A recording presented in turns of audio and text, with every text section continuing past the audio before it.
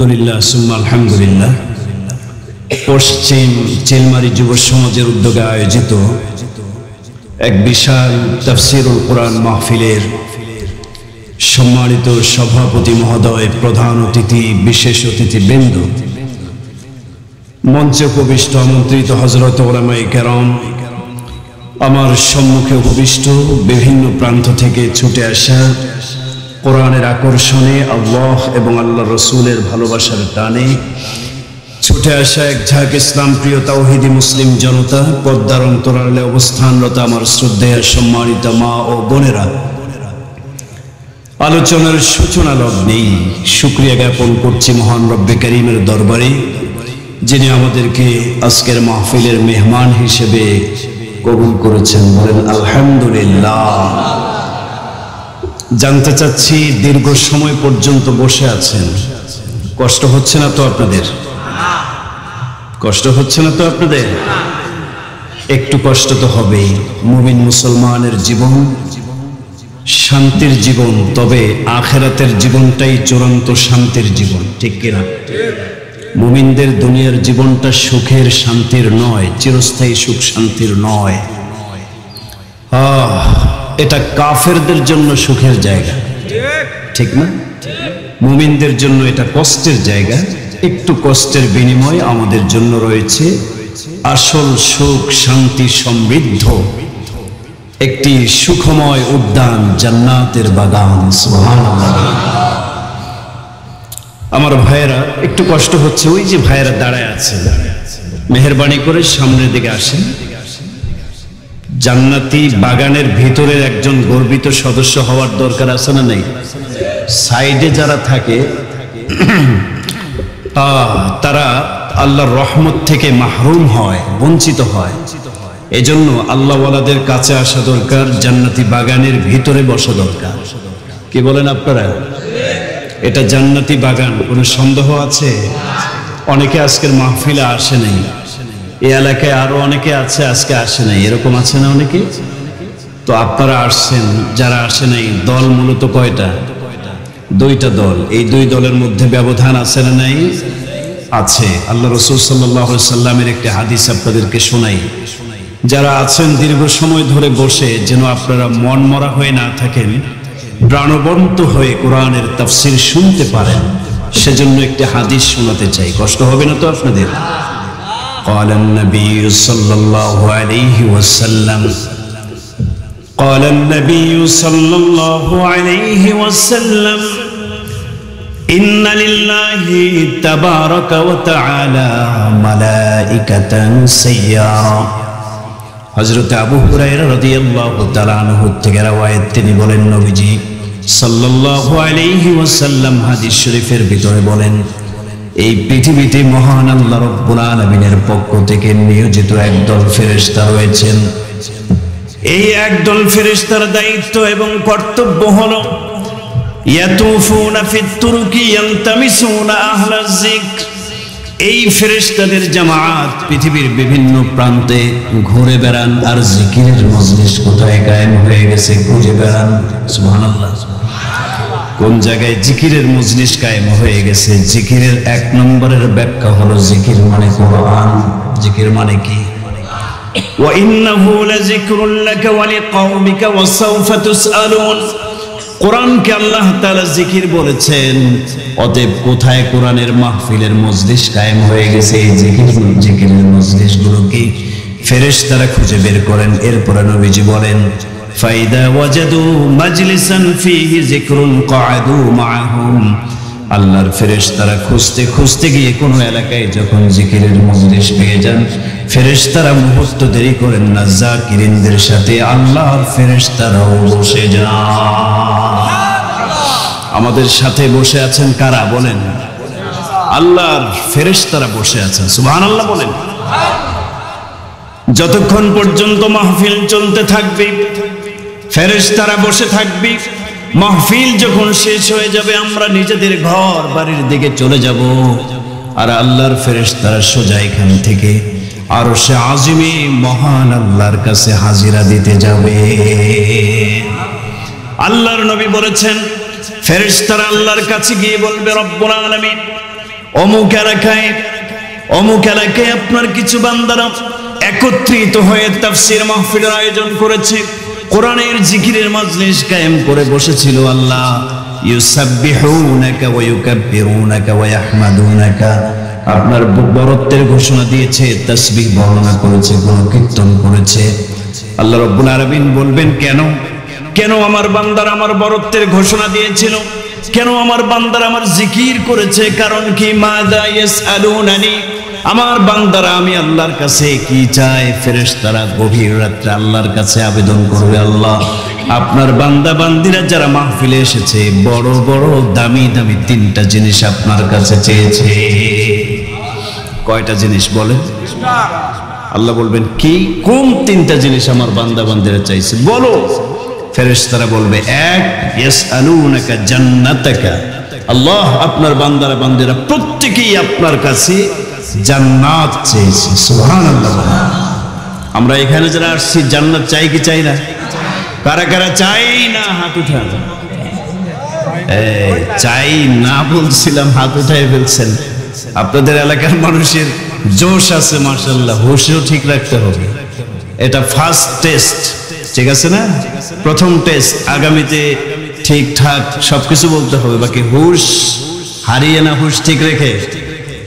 যারা হাত উঠাইছেন কষ্ট নেবেন না, আপনাদেরকে ধন্যবাদ জানাচ্ছি। এজন্য আপনাদের এলাকার মানুষ জান্নাতে যাওয়ার জন্য এতটাই পাগল, হুজুর জান্নাতের কথা বলছে, এখানে হাত উঠাতে হবে। কি বলছে এত গভীরভাবে দেখার টাইম নেই। কি বলেন, ঠিক কি ঠিক না? সবাই যুবকেরা জান্নাতে যেতে চাও তো? দেখি তো কারা কারা যেতে চায়। আল্লাহু আকবার। আর সমস্যারে আল্লাহু আকবার।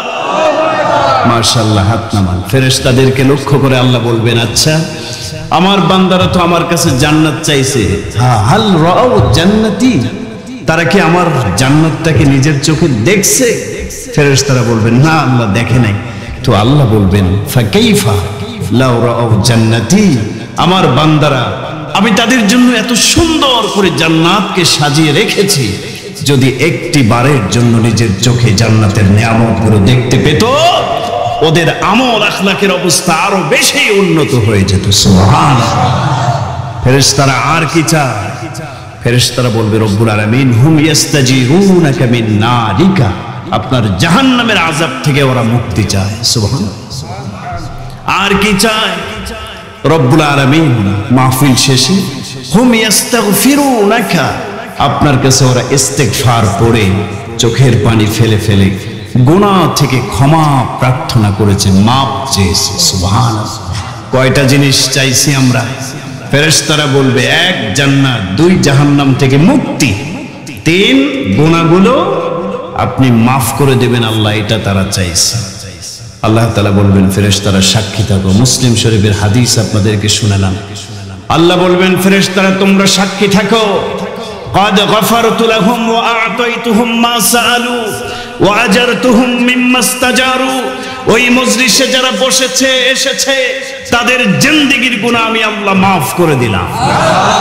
ওয়াআতাইতুহুম মা সাআলু, ওরা আমার কাছে যে জান্নাতটা চেয়েছে মাহফিলকে ওসিলা বানায়া জান্নাত বরাদ্দ করে রেখে দিলাম। সুবহানাল্লাহ। ওরা যে জাহান্নামের আযাব থেকে মুক্তি চেয়েছে মাহফিলকে ওসিলা বানায়া জাহান্নামের আযাব থেকে মুক্তির ব্যবস্থা করে দিলাম। সুবহানাল্লাহ।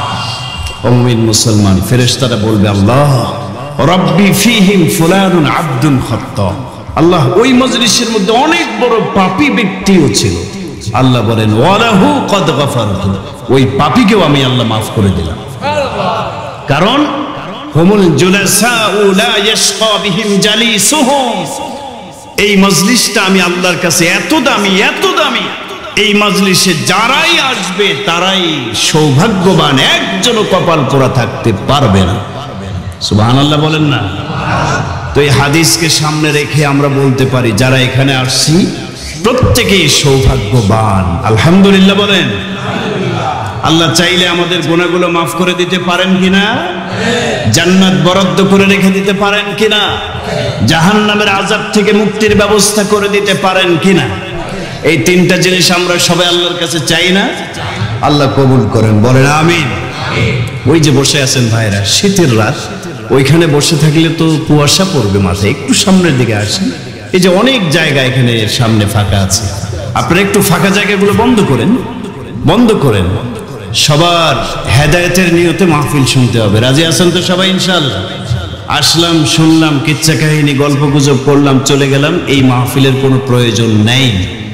এখানে আসতে হবে নিজের আমলের নিয়তে, হেদায়েতের লক্ষ্যে, পরিবর্তনের লক্ষ্যে। ঠিক কি ঠিক না? আমি অনেক দূর থেকে এসেছি, সুদূর ঢাকা থেকে এসেছি আপনাদের কাছে কোরআন এবং হাদিস থেকে আপনাদেরকে কিছু দেওয়ার জন্য। আপনারাও আরামের ঘুম হারাম করে এখানে বসে আছেন আমার থেকে কিছু নেওয়ার জন্য, তাই না? কি নেবেন? টাকা পয়সা নেবেন না, কোরআন হাদিস থেকে আমি কিছু দেব আপনাদের। আপনারা সেগুলি আমলের নিয়তে গ্রহণ করবেন। আগামী জীবন পরিবর্তনের লক্ষ্যে আলোচনাগুলো করতে হবে এবং শুনতে হবে। আল্লাহ আমাদের তৌফিক দান করুন। রাত অনেক হয়ে গেছে, আমরা সরাসরি মূল আলোচনায় চলে যেতে চাই। এমন কিছু আলোচনা আপনাদের সামনে সংক্ষিপ্ত সময়ে উপস্থাপন করব, যে আলোচনাগুলো আমার নিজের জীবন পরিবর্তনের জন্য যথেষ্ট মনে করি, আপনাদের সকলের জীবন পরিবর্তনের জন্য আশা করি যথেষ্ট হবে ইনশাআল্লাহ। সবাই বলেন না ইনশাআল্লাহ। আল্লাহ তাআলা তৌফিক দান করেন, বলেন আমিন। আমার দিক তাকান, এদিক সেদিক মনোযোগ দেওয়ার কোনো সুযোগ নেই। নাম দেওয়া হয়েছে তাফসিরুল কোরআন মাহফিল। কি বলেন, ঠিক না? তাফসিরুল কোরআন মাহফিল, এখানে কোরআনের থেকে সরাসরি তাফসির হবে।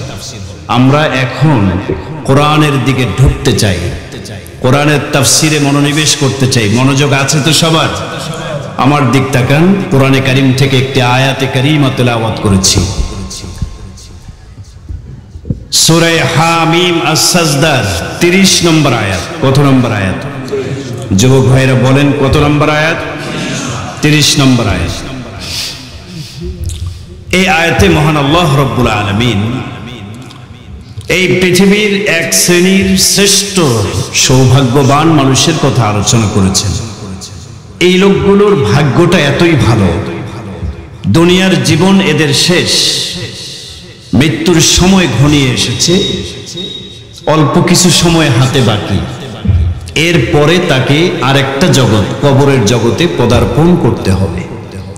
আল্লাহর এই বান্দিগুলো এত বড় সৌভাগ্যবান, মৃত্যুর আগে একদিকে আজরাইল আলাইহিস সালাতু ওয়াস সালাম জান কবজের জন্য চলে এসেছে, অপরদিকে তাদেরকে রিসিভ করে কবরে নিয়ে যাওয়ার জন্য জান্নাত থেকে একদল জান্নাতি ফেরেশতা তাদের পাশে এসে দাঁড়াবে। সুবহানাল্লাহ। কত বড় সৌভাগ্যবান মানুষেরা দুনিয়ার থেকে বিদায় নিয়ে চলে যাবে, একটু পরে আজরাইল জান কবজ করে নিয়ে যাবে, আর এই মুহূর্তে জান্নাত থেকে একদল ফেরেশতা তাদেরকে সুসংবাদের বাণী শোনানোর জন্য আসবে। সুবহানাল্লাহ। কি সুসংবাদ! কোরআনে কারিমে আল্লাহ রাব্বুল আলামিন পরিষ্কার করে বলে দিয়েছেন, এই লোকগুলো এত বড় সৌভাগ্যবান মানুষ, এদের মৃত্যুর সময় আসমান থেকে জান্নাতি ফেরেশতাদের দল এসে ঘোষণা করবে, ওরে ভাই, ওরে আল্লাহর প্রিয় বান্দা, আল্লাহর প্রিয় বান্দি, তোমাদের কোনো ভয় নেই, কোনো টেনশন নেই। দুনিয়ার জমিন থেকে বিদায় নিয়ে চলে যাবার সামনে কবরের জিন্দেগি, কবরের জীবনটা এমন একটা জীবন, এই জীবনে কোনো সাথী নাই, বাথী নাই, অন্ধকার আর অন্ধকার, চতুর্দিকে অন্ধকার, ডাইনে মাটি, বামে মাটি, উপরেও মাটি, নিচেও মাটি। এমন একটা জীবন তোমার সামনে অপেক্ষমান। এই জীবনের জন্য আল্লাহ তাখাফু ওয়ালা তাহজানু তাতানাজ্জালু আলাইহিমুল মালাইকাতু আল্লা তাখাফু। ফেরেশতারা জমিনে আগমন করবে আর বলবে, আল্লাহর বান্দারা, তোমাদের কোনো ভয় নাই, কোনো টেনশন নাই, চিন্তা করো না, কষ্ট নিও না। আবশিরু বিল জান্নাহ, তোমরা তো দুনিয়ার জীবন থেকে শেষ করে কবরে চলে যাবা, আমরা ফেরেশতারা মহান আল্লাহর পক্ষ থেকে সুসংবাদ নিয়ে আসছি, জান্নাতের সুসংবাদ গ্রহণ করো, মরতে দেরি হবে, কবরে জান্নাতের নাজ নেয়ামত চালু হতে দেরি হবে না। এরপরে আজরাইল জানটা কবজ করবে খুব সহজ ভাবে। মুফাসসিরিনে কেরামগণ বলেছেন, এই মানুষগুলোর মৃত্যুর সময় জবান দিয়ে উচ্চারিত হবে কালিমায়ে তৈয়্যিবা লা ইলাহা, সবাই বলেন লা ইলাহা ইল্লাল্লাহু মুহাম্মাদুর রাসূল। এই লোকগুলোর ভাগ্যটা কত ভালো, এদের মৃত্যু হয়ে গেছে, কালিমা নসিব হলো। এখন এদের রূহটাকে জান্নাতের স্পেশাল জান্নাতি ফেরেশতারা এসে জান্নাতের পবিত্র কাপড় দিয়ে রূহটাকে পেঁচায়া সোজা জান্নাতি মানুষের রূহগুলো যে পবিত্র স্থানে থাকে ইল্লিন, সেই ইল্লিনের মধ্যে রিসিভ করে জান্নাতের ফেরেশতারা রূহটাকে নিয়ে যাবে। সুবহানাল্লাহ। এই লোকগুলোর কোনো ভয় আছে?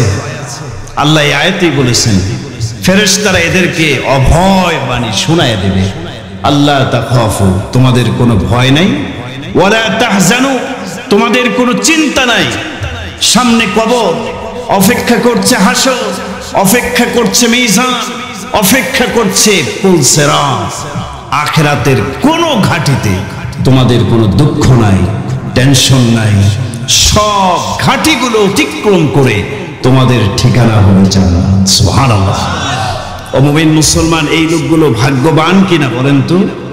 সবাই বলেন এই লোকগুলো ভাগ্যবান কি ভাগ্যবান না? সৌভাগ্যবান মানুষ। এদের মৃত্যুটা ঈমানের উপরে হবে, জান্নাতি ফেরেশতারা রিসিভ করে তাদেরকে কবরে নেবে। সুবহানাল্লাহ। আপনি আমি চাই কি চাই না এরকম সৌভাগ্যবান মানুষের কাতারে থাকতে? চাই কিনা? কারা কারা চাই দেখি তো, দুটি হাত উঁচু করে আল্লাহকে দেখেন। আল্লাহু আকবার, হাত নামান।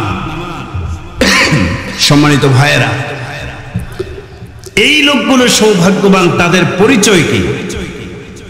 কি কি কাজ করলে আপনার মৃত্যুটা সুন্দর হবে? জান্নাতি ফেরেশতারা এসে আপনাকে রিসিভ করে কবরে নেবে, হাসরে মিজানে ফুলসিরাতে কোথাও আপনার কোনো ভয় নাই, টেনশন নাই। কি কি কাজ আপনাকে করতে হবে কোরআনে আল্লাহ প্রত্যেকটি কাজের বিবরণ দিয়েছেন। সুবহানাল্লাহ বলে। তো এই একটা সাইড এখানে রেখে দেন, এটার আলোচনা আমরা একটু পরে ঢুকতে চাই। তবে তার আগে এই পৃথিবীতে কিছু কপাল পোড়া মানুষ আছে, কপাল পোড়া, হতভাগা। এদের মৃত্যুটা বড় খারাপ হবে। জাহান্নামী ফেরেশতারা এসে তাদেরকে রিসিভ করবে, নিয়ে জাহান্নামী মানুষের রূহগুলো যে সিজ্জিনের মধ্যে থাকে, এদের রূহগুলোকে টেনে হেঁচড়ে নিয়ে জাহান্নামী মানুষের রূহগুলোর সাথে অ্যাড করে দেবে। নাউজুবিল্লাহ। কিছু কপাল পোড়া মানুষ আছে যাদের মৃত্যুটা হবে ভয়ঙ্কর। মৃত্যুর পরে কবর, হাসর, মিজান, পুলসিরাত, সব জায়গায় এদের বিপদ আর বিপদ। কোরআনে কারিমে এই খারাপ মানুষের একটা লিস্ট, তালিকা আল্লাহ তাআলা দিয়েছেন। এটা ভালো তালিকা না কালো মানুষের তালিকা? বলেন কালো। কিছুদিন আগে একটা তালিকা বাংলাদেশে হয়েছিল, আলেম ওলামাদের নামের লিস্ট, তালিকা। স্বৈরাচার সরকার ভাবছিল এই তালিকায় আলেম ওলামাদেরকে নিয়ে আইসা জনগণের সামনে আলেম ওলামাদেরকে কলঙ্কিত হিসেবে উপস্থাপন করবে, কিন্তু হয়ে গেছে উল্টা। যাদের নামের লিস্ট করেছে, যেই সমস্ত ওলামায়ে কেরাম গরম গরম বক্তব্য দিত ইসলামের পক্ষে, জেহাদি কথাবার্তা বলতো, তাদের নামের লিস্ট করছে এরা। হ্যাঁ, উল্টা হয়ে গেছে। এখন তাদের জনপ্রিয়তা আকাশচুম্বিতে পরিণত হয়েছে। সুবহানাল্লাহ। আর যারা ওলামায়ে কেরামদের বিরুদ্ধে তালিকা করে ষড়যন্ত্র করেছে, তারা ইতিহাস থেকে নিক্ষিপ্ত হয়ে ডাস্টবিনে পতিত হয়েছে। ঠিক কি? ক্ষমতা কার? জোরে বলেন কার? তালিকা আমাদের দেশেও হয়, কোরআনেও আল্লাহ তালিকা দিয়েছেন। কোরআনেও আল্লাহ তালিকা দিয়েছেন। কিছু ভালো মানুষের তালিকা কোরআনে আছে, আর কিছু খারাপ কপাল পোড়া মানুষের তালিকা কোরআনে আল্লাহ করেছেন। আজকে আমাদের আলোচ্য বিষয় এই দুইটা। ভালো মানুষের তালিকাটা কোরআনে কি দেওয়া হয়েছে এটা আমরা জানবো, এবং ভালো মানুষের তালিকায় আমরা থাকবো। ভাই রাজি আছেন? রাজি আছেন? নাম্বার 2, খারাপ মানুষের তালিকা কোরআনে কি দেওয়া হয়েছে? যাদের বিপদ আর বিপদ, কবরে বিপদ, হাসরে বিপদ, মিজান, পুলসিরাত, জাহান্নামে গিয়ে ওরা আফসোস করবে, আফসোস করবে আর নিজের দাঁত দিয়ে নিজের হাত কামড়াবে। কোরআনে আসছে। এই খারাপ মানুষের তালিকাটাও জানা থাকা দরকার, ঠিক কি ঠিক না? তবে আগে খারাপ মানুষের তালিকাটাই জানতে হবে, তারপরে ভালো মানুষের তালিকা আমরা কোরআন থেকে জানবো। ভাই রাজি আছেন তো ইনশাআল্লাহ?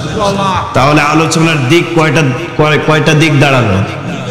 ভালো মানুষের তালিকা, যাদের আখেরাতে কোনো ভয় নেই, মৃত্যুর আগে জান্নাতের সুসংবাদ প্রাপ্ত হয়ে কবরে যাবে, এই মানুষগুলোর তালিকা কোরআনে কি দিয়েছে এগুলো আমরা জানবো একটু পরে। তার আগে জানতে চাই, যাদের মৃত্যুটা ভয়াবহ হবে, কবরে বিপদ, হাসরে বিপদ, জাহান্নামে গিয়েও আফসোস ফুরাবে না, এই খারাপ মানুষের লিস্ট গুলো কি কি কোরআনে দেওয়া হয়েছে আমরা খুঁজে খুঁজে কোরআন থেকে জানতে চাই, এবং নিয়ত করব এই মানুষের তালিকায় যেন আমি আব্দুল্লাহ, আব্দুর রহিম, আব্দুর রশিদ না পড়ি। ঠিক আছে না ইনশাআল্লাহ? চলেন কোরআনের দিকে যাই। খারাপ মানুষের লিস্টিতে যাদের কবরে বিপদ, হাসরে বিপদ, সব জায়গায় বিপদ, আখিরাতের জীবনটা এদের বরবাদ, এরা কপাল পোড়া। 1 নম্বর সিরিয়াল আল্লাহ দিয়েছেন সূরাতুন নাবা, আয়াত নম্বর 40। কত নম্বর আয়াত? সূরাটার নাম কি বলেন সবাই? ইয়াউমা ইয়ানজুরুল মার'উ মা قدمت يداه ويقول الكافر يا ليتني كنت ترابا। আল্লাহু আকবার। যেই সমস্ত মানুষের বিপদ আর বিপদ, কবরে বিপদ, হাসরে বিপদ, মিজানে ফুলসিরাতে, সব আখিরাতের ঘাটিগুলোতে মহা বিপদে পড়বে, আফসোস আর আফসোস করবে, জীবনে আফসোস করবে না, এই মানুষগুলোর মধ্যে 1 নম্বর তালিকা আল্লাহ তাআলা দিচ্ছেন। আল্লাহ রাব্বুল আলামিন বলেন, ইয়াউমা ইয়ানজুরুল মার'উ মা কদ্দামাত ইয়াদা। কিয়ামতের ময়দানে মহান আল্লাহ রাব্বুল আলামিন হাতের মধ্যে আমলনামা উঠায়া দিবেন। সেদিন মানুষ আমলনামা নজর করে দেখবে, ইয়ানজুরুল মার'উ মা কদ্দামাত ইয়াদা, মানুষ এই পৃথিবীতে কি করেছে সবগুলো যখন আমলনামার মধ্যে সবকিছু বিস্তারিত বিবরণ দেখতে পারবে। ইয়াকুলুল কাফির, নিজেদের আমলনামা দেখার পরে সবচেয়ে পৃথিবীর কপাল পোড়া হবে কাফের। কে? ওয়ায়াকুলুল কাফির, কাফের ব্যক্তি, আল্লাহকে অস্বীকারী ব্যক্তি, জান্নাত জাহান্নাম পরকালকে অস্বীকারী ব্যক্তি আমলনামা দেখার পরে আফসোস করবে আর বলবে, ইয়া লাইতানি কুনতু তুরাবা। আফসোস করবে কাফের, হায় হায় আমার দুর্ভোগ, আফসোস, আজকে যদি আমি মাটিতে পরিণত হয়ে যেতাম কতই না ভালো হতো। কিসে পরিণত হয়ে যেতাম? আরে সবাই বলেন না, কিসে পরিণত হয়ে যেতাম? আল্লাহ বলেছেন কাফেরেরা সেদিন আফসোস করবে আর বলবে, ইয়া লাইতানি কুনতু তুরাবা, হায় আফসোস, আজকে যদি আমি মাটিতে পরিণত হয়ে যেতাম। প্রত্যেক কাফেরই সেদিন কি হতে চাইবে বলেন? আরে সবাই বলেন কি হতে চাইবে? প্রশ্ন হলো, মাটি হতে চাইবে কেন? আকাশ হতে চায় নাই, বাতাস হতে চায় নাই, নদ নদী, খাল বিল, পাহাড় পর্বত কিছু হতে চাইবে না। তারা বলবে, ইয়া লাইতানি কুনতু তুরাবা, যদি আজকে মাটি হয়ে যেতাম কতই না ভালো। তো মাটি হতে চাইবে কেন? প্রশ্ন হয় কিনা? আরে ভাই কথাও নেই, আওয়াজও নেই, প্রশ্ন হয় কি হয় না? হযরত আবু হুরায়রা রাদিয়াল্লাহু তাআলা আনহু আয়াতের তাফসিরে বলেছেন, ইয়াহশুরুল্লাহুল খালকা কুল্লাহুম আল বাহাইমা ওয়াদ দাওয়াব ওয়াল আনআম ওয়া কুল্লা শাইইন ফায়ুখাযু লিল জামাই মিনাল করনা। হযরত আবু হুরায়রা রাদিয়াল্লাহু তাআলা আনহু বলেন, কিয়ামতের কঠিন মুসিবতের সময় আল্লাহ তাআলা হাকিম হয়ে বসে পৃথিবীর সমস্ত বিচরণশীল প্রাণীগুলোকে একত্রিত করবেন। আদ-দাওয়াব ওয়াল আনআম, চতুষ্পদ জন্তু জানোয়ার, পৃথিবীতে যত প্রাণী আছে, আকাশের উড়ন্ত যত পাখি আছে, প্রাণ বলতে যতগুলো জিনিসের রয়েছে, সমস্ত প্রাণীকে আল্লাহ তাআলা উপস্থিত করবেন। শুধু মানুষ আর জিন নয়, সমস্ত প্রাণীগুলোকে উপস্থিত করে আল্লাহ তাআলা তাদের থেকে হিসাব গ্রহণ করবেন। সুবহানাল্লাহ বলেন। তবে আমার ভাইয়েরা, মানুষ এবং জিনের হিসাব নিকাশ পদ্ধতি ফলাফল আলাদা হবে। আর মানুষ এবং জিন ছাড়া পৃথিবীতে যত প্রাণী রয়েছে, গরু ছাগল হাঁস মুরগি সহ যত প্রাণী রয়েছে, পাখি রয়েছে, এগুলোরও হিসাব নিবে, তবে পদ্ধতিটা এবং ফলাফলটা ভিন্ন হবে। বলেন এক না ভিন্ন? ভিন্ন। আল্লাহ রাব্বুল আলামিন মানুষ এবং জিন ছাড়া সমস্ত প্রাণীগুলোকে একত্রিত করে আল্লাহ রাব্বুল আলামিন তাদের থেকে হিসাব নেবেন। তবে হিসাব গ্রহণ করার পর তাদের ঠিকানা জান্নাতও নাই, জাহান্নামও নাই। মানুষ এবং জিন জাতির জন্য রয়েছে জান্নাত অথবা জাহান্নাম, মানুষ এবং জিন ছাড়া অন্য কোন প্রাণীর জন্য জান্নাতও নাই, জাহান্নামও নাই। ঠিক কি ঠিক না? তাদের হিসাবটা কেমন হবে? আবু হুরায়রা রাদিয়াল্লাহু তাআলা আনহু বলেন, আল্লাহ তাদের প্রাণীদেরকে ডেকে বলবেন, দুনিয়াতে তোমাদের মধ্যে যারা জুলুমের শিকার হয়েছে, এক প্রাণী আর এক প্রাণীকে শিং দিয়ে খোঁচা মারছে, মারে কিনা? পাখি ঠোঁট দিয়ে আরেক প্রাণীকে ঠোকর মারে। তো দুনিয়াতে যারা মাজলুম ছিল তাদেরকে আল্লাহ বলবেন, তোমরা আজকে প্রতিশোধ গ্রহণ করো তোমাদের জালেম থেকে, অর্থাৎ যেই প্রাণী শিংয়ের আঘাতে তোমাকে আঘাত করেছে তার থেকে তুমিও একটা আঘাত দিয়ে তার থেকে প্রতিশোধ নাও। বাস, দুনিয়াতে সমস্ত প্রাণী যেগুলা মাজলুম হয়েছে, জুলুমের শিকার হয়েছে, তাদেরকে আল্লাহ পারমিশন দিবেন জালেমের থেকে প্রতিশোধ নেওয়ার জন্য। এভাবে তাদের মধ্যে একটা হিসাব নিকাশ হয়ে যাবে, শুধু জুলুমের বিচার হবে। এরপরে তাদের ঠিকানা কোথায় হবে? আল্লাহ তাআলা বলবেন, কুনি তুরাবা। সুবহানাল্লাহ বলবেন না? সমস্ত প্রাণীকে লক্ষ্য করে আল্লাহ একটা কথা বলবেন, মানুষ জিন ছাড়া সমস্ত প্রাণীকে আল্লাহ বলবেন, তোমরা সবাই এখন মাটিতে পরিণত হয়ে নিশ্চিহ্ন হয়ে যাও। সবাই সেদিন মাটিতে পরিণত হয়ে মাটির সাথে মিশে যাবে। সুবহানাল্লাহ বলেন। তাদের আর জান্নাতও নাই, জাহান্নামও নাই। এখন কাফেরেরা, তাদের সামনে তো জাহান্নাম থাকবে, তারা এই দৃশ্যটা দেখবে যে মানুষ ছাড়া যত প্রাণী ছিল সবাই হিসাব নিকাশ শেষ হওয়ার পর আল্লাহ নির্দেশ দিয়েছে, আর তারা মাটিতে পরিণত হয়ে মাটির সাথে মিশে একাকার হয়ে গেছে। তাদের আর জাহান্নামও নাই, জান্নাতও।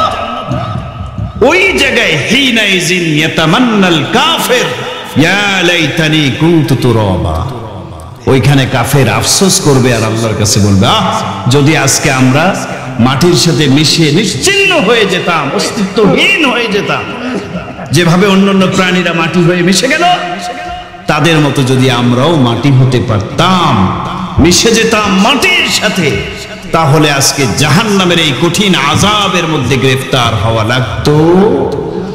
আফসোস করবে। তাদের আফসোসের জবাবও আল্লাহ দিয়েছেন।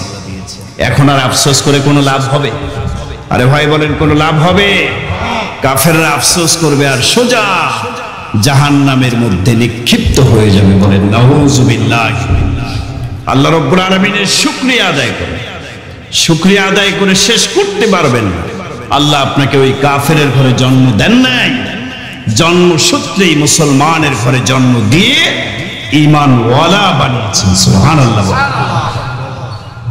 তাহলে আফসোস করবে, বিপদ আর বিপদ কাদের? এক নম্বর সিরিয়ালে এক প্রকার, তালিকার এক নম্বর সিরিয়ালে নিয়ে আসা হলো। পরিচয় কি? এরা কাফের। পরিচয় কি এদের? কাফেররা আফসোস করে। শুধু কি কাফেররাই আফসোস করবে?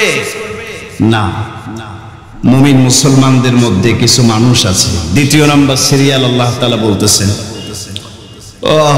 দ্বিতীয় নম্বর সিরিয়াল, মুমিন মুসলমানের মধ্যে কিছু মুমিন মুসলমান এমন আছে যারা উদাসীন, আখিরাতের ব্যাপারে বড় উদাসীন। আজান হয়ে যায়, নামাজের খবর নাই, মসজিদে আসে না, এরকম মুসলমান আছে না নাই? জোরে বলেন, আছে না নাই? আল্লাহ রাব্বুল আলামিন সূরাতুল ফাজরের 24-25 নম্বর আয়াতে ওদিকে বলছেন, ওয়াজিআ ইয়াউমাইযিম বিজাহান্নামা ইয়াউমাইযিন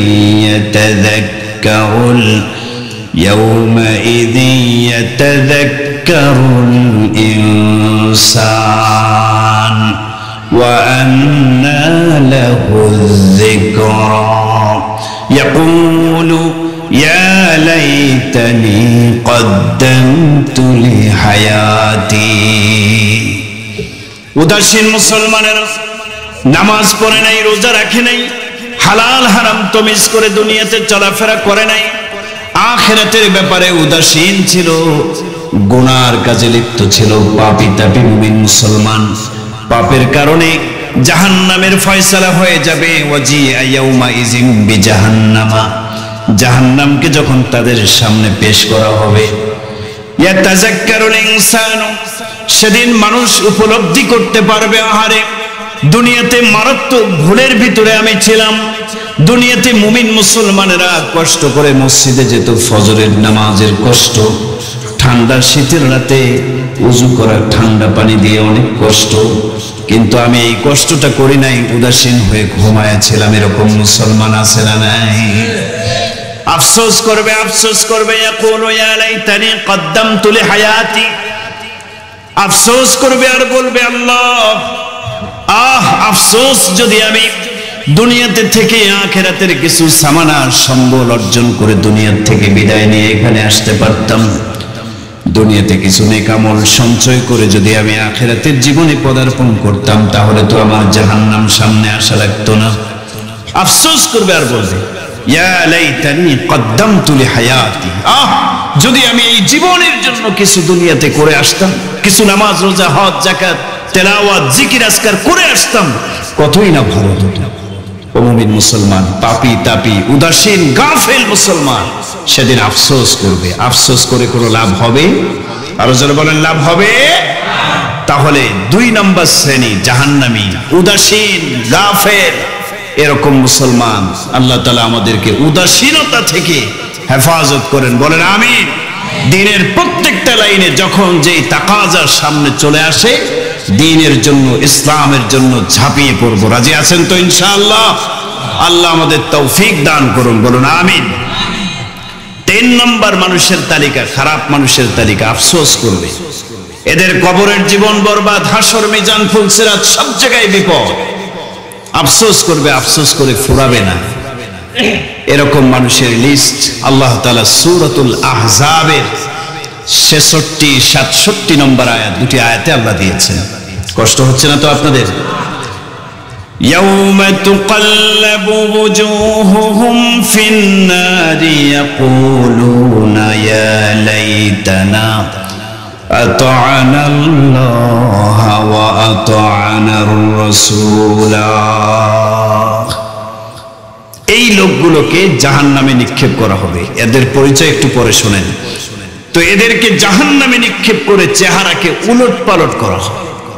ইয়াউমা তুকাল্লাবু ওয়ুজুহুহুম ফিন-নার, জাহান্নামের আগুনে এদের চেহারাকে উল্টানো হবে, আবার আরেক পাশকে উল্টানো হবে, এভাবেই শাস্তি দেওয়া হবে। তো এই লোকগুলো আফসোস করবে। আফসোসের বিষয় কি? এই লোকগুলো কারা? এই লোকগুলো দুনিয়ার ওই সমস্ত কপাল পোড়া আর হতভাগা যারা দুনিয়াতে মুমিন মুসলমানের ঘরে এসেও পথভ্রষ্ট নেতার অনুসরণ করেছে। দুনিয়াতে পথভ্রষ্ট নেতার অনুসরণ করেছে, এরা জাহান্নামী হবে। পথভ্রষ্ট নেতা নিজেও কোরআনের পথ থেকে দূরে ছিল, এই লোকগুলো তার অনুসরণ করেছে। পথভ্রষ্ট নেতারা তাদেরকেও পথভ্রষ্ট করে ইসলামের পথ থেকে দূরে সরাইয়া জাহান্নামের পথে পরিচালিত করেছে। এরকম পথভ্রষ্ট নেতা আছে না নাই? জোরে বলেন আছে না নাই? পথভ্রষ্ট নেতা, নেতার মধ্যে ইমানদারের কোনো আলামত নাই, মুখে দাড়ি নাই, পরনে লেবাসে ইসলামের কোনো পোশাক নাই। এরকম নেতা আমাদের দেশে আছে না নাই? আছে। কিছু মানুষ এই নেতাদের পিছনে ঘুরে ঘুরে জীবনটা বরবাদ করে দিয়েছে। নেতাদের ইশারা ইঙ্গিতে চলে, ইশারা ইঙ্গিতে চলে। এরকম পথভ্রষ্ট নেতা ইশারা করেছে, নিয়ে যাও অমুকের কল্লাটা 1 মিনিটের মধ্যে উড়ায় দিয়ে আসো, বাস কাজ হয়ে গেছে। নেতার কথা মানতে হবে। লম্বা একটা দা, কুড়াল, হকি স্টিক, বিভিন্ন সরঞ্জামাদি অস্ত্র, দেশীয় অস্ত্র আছে না নাই?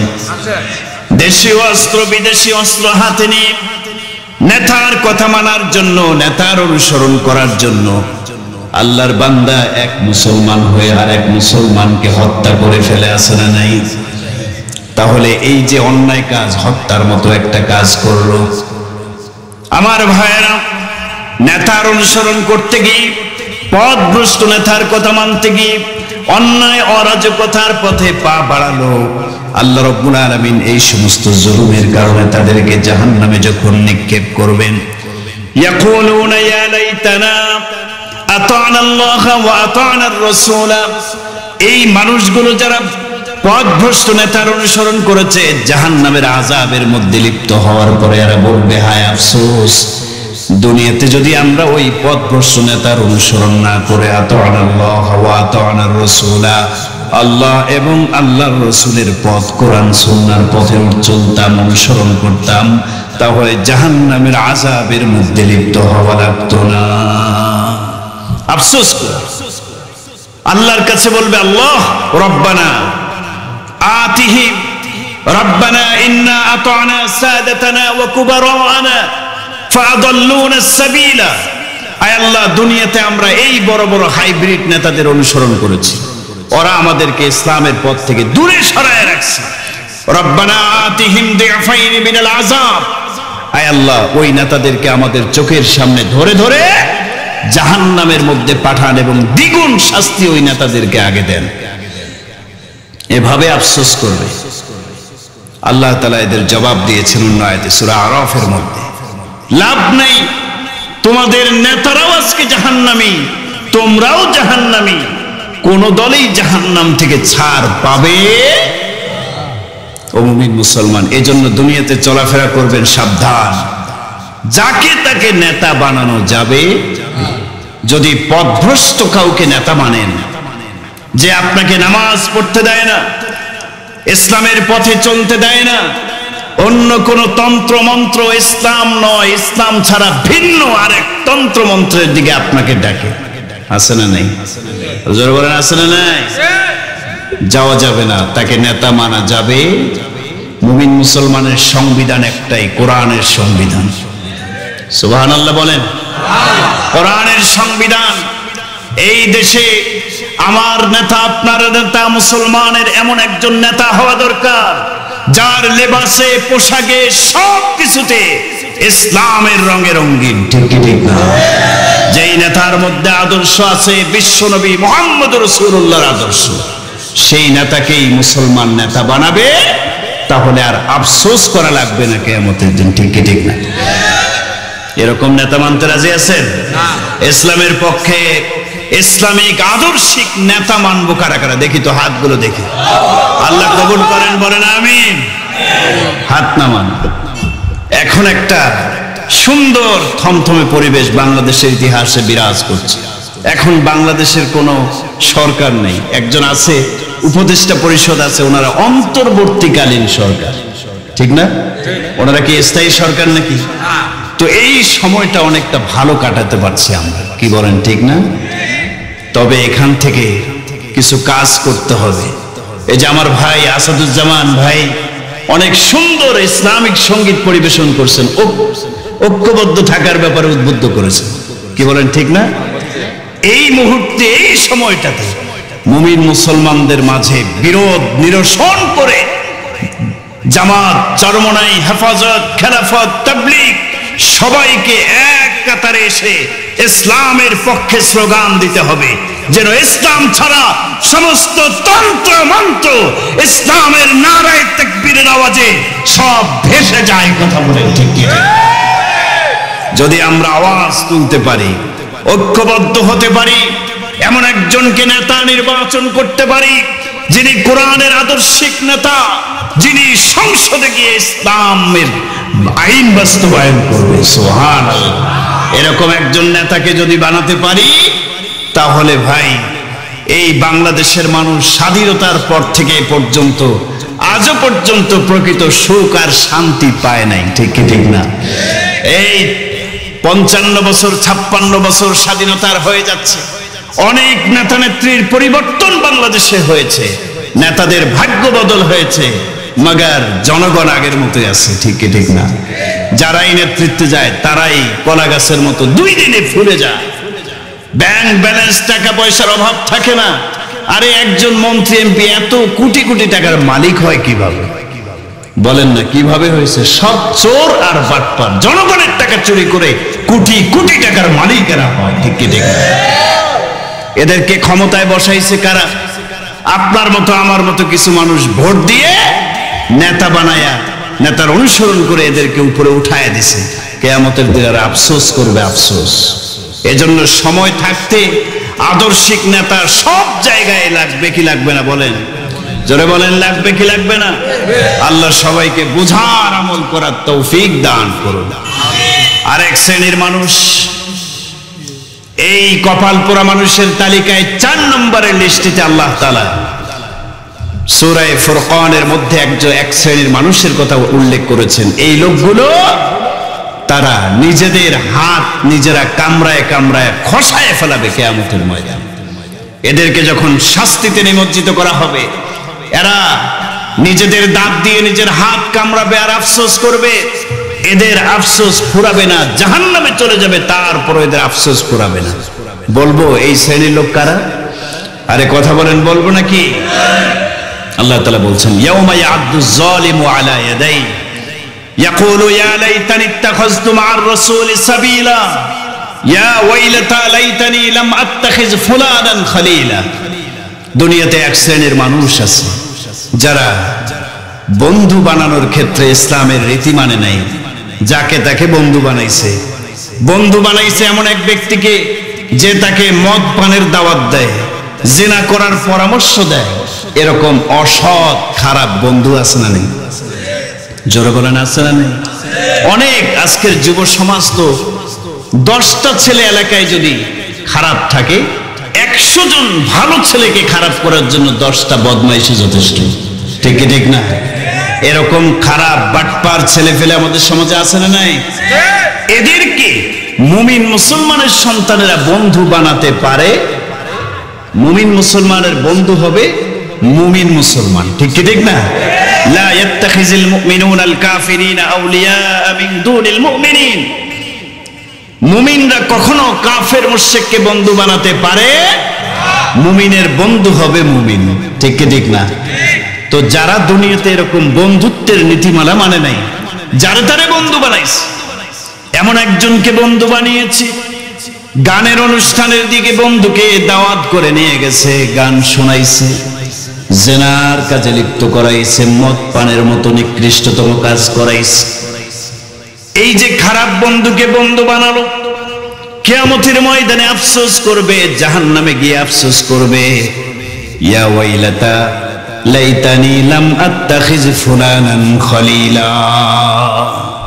নিজের হাত, নিজের দাঁত দিয়ে হাত কামড়াবে আর আফসোস করবে, ইয়া লাইতানি ইত্তাখাযতু ইয়া ওয়াইলাতা লাইতানি লাম আত্তাখিজ ফুলানান খলিলা।